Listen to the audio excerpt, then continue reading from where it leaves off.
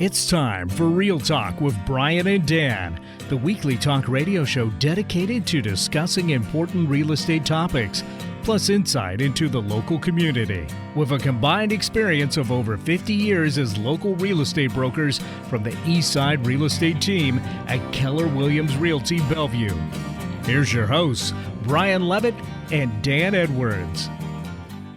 Well, good afternoon. Welcome to Real Talk with Brian and Dan on 1150 KKNW. It is Wednesday, a beautiful spring day, April 15th, 2020, and we're glad you joined us today. Now, you may be listening to us on the radio on 1150 KKNW, or you may be joining us online in several places. We're live streaming on YouTube at the 1150 KKNW YouTube channel, as well as on our Facebook page, the Eastside Real Estate Team. We're live streaming there as well. We appreciate your comments. Feel free to tell us what you like about our show. If you have any negative comments, please send them to somebody else's show.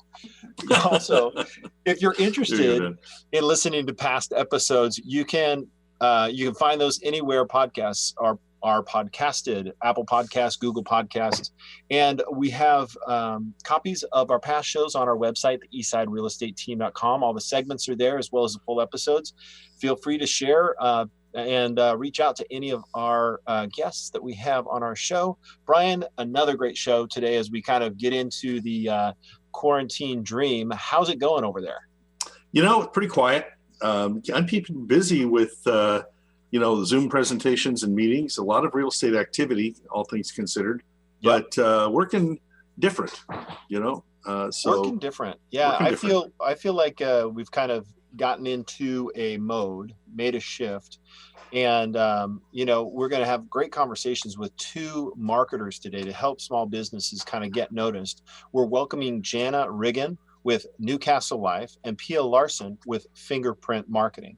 Now, before we get to our guests, as always, let's jump into some Real Talk. And in today's Real Talk segment, we're going to be discussing what you can do to get your house ready to sell. Brian, people have a lot of time on their hands right now, right? They do. Time to get some projects done. Yeah, it's time to get some projects. I don't know about you, but I'm currently working on a barbecue area where I can kind of do my barbecue and smoking. How about you? What are you doing? My garden has never looked better. Nice. Diane and I have been doing a major revision, turning one of our front gardens into more of a berry garden. So moving beds, major revision. I've got all my seeds started. The greenhouse is looking good. Mm-hmm. Honestly, for this time of year, it's never looked better. And it's been a nice reprieve from the lockdown to be outside and enjoying the weather and working in the dirt. Great. So there's a lot of people out there right now with time on their hands, and they would like to turn their attention on some projects that will help them net more money when it comes time to sell.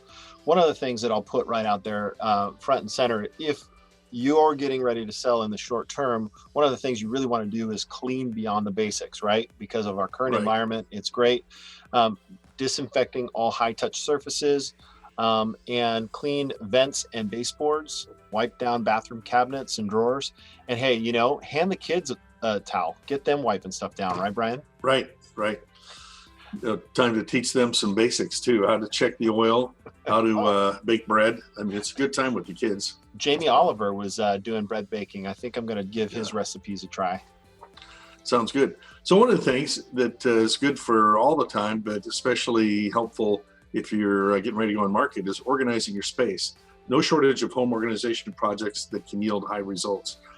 Cleaning out, organizing your closets, tidying up entryway, and cleaning doormats. Diane and I are looking at doing a major garage purge. So that's on our short list to get done during this time. Yeah, it's going back to our conversations we had about, if it sparks joy, that's right. Keep it, that's right. But then have a pile for donation and a pile for the trash. And I think you could go, especially even if your plan isn't to sell in the next 30, 60, 90 days, spring cleaning. You got undivided time and attention and probably some extra helpers around the house. So tidying up, organizing. I do believe that, what's that organization place in Seattle? My wife sends me there all the time, or it's not in Seattle, it's in Bellevue. Gosh. The Container Store. Container Thank Store. you. Yeah, The storage. Dan loves that. Yeah. It's open. So by the way, if you need stuff, it's considered essential services, because I think people would go insane if they couldn't organize their stuff, right? My understanding, the transfer stations are open, but Yeah. the donation stations are not. So you may just need to store your stuff that you plan on donating for a while, but Okay. nothing that would keep you from making a run to the transfer station to get rid of that extra stuff that's not donatable. So you know what else is good this time of year is freshen up your walls. So they may not be something you think of right away, like when selling a house, but I could tell you that a nick or a scratch to you, you may not notice it, but it's the one thing somebody's eye goes to when they're looking at a new home that they want to buy. What is it? $30 in a can, but worth its weight in gold. Worth its gold. That's right. Yeah. Right. Yeah. So kind of going back to donations, something that we've been doing is it's like going through the garden. We're finding that we have plants that they're ready to split, need to be replanted, repotted. And we've been putting those out in front of our house, then posting on the Sammamish gardening sites and giving them away. No contact. We put them in a place where people can just drive up, pick them up. So we've had fun sharing some items with our local Sammamish gardeners. But I don't see why you couldn't do that with other items. Oh, yeah. Post them to a giving site, put them out front, no contact needed. People could pick up those items. There's buy, sell, trade, swap. Yeah, buy, sell, trade. There's gifting sites we use, like you see on the garden items, the gardening site, and we've given away quite a few starts and some nice plants to our other fellow gardeners. Neighbors, Yeah. that's awesome. And Yeah. we built an addition on our tree fort. We put a outside deck. And I would say not all the wood, but a lot of the wood that we used for that was around the neighborhood. My son got on nextdoor.com, found some people that didn't need the scrap wood, and we were able to build a really nice deck as a result. Nice. So another thing you can do in this time is evaluate your lighting. Lighting is one of the most important elements in design.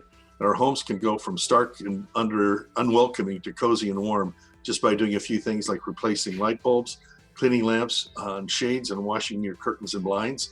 And if you wish to change your lighting, there's always online stores if you don't feel like going into Home Depot, which is open, by the way. But you could do some lighting updates via online. So that's an item that can really enhance a home without costing a lot of money as well. Awesome, Brian. I think we could probably go on with endless projects. And my thought was maybe in the coming episodes, we can have a handyman come on and share some handy tips for homeowners to kind of dig into maybe some bigger projects. That concludes our Real Talk segment for today. If you're interested in this and any other topics we've covered in the Real Talk segment, you can check our blog at the eastsiderealestateteam.com/blog. And if you'd like to talk to us directly, you can feel free to contact us at 425-200-4093. We appreciate you listening. Coming up next, we'll be going over some mortgage ideas and talk a little bit more about the housing trends as a result of the COVID-19 crisis. Please join us for some more Real Talk right after this short break.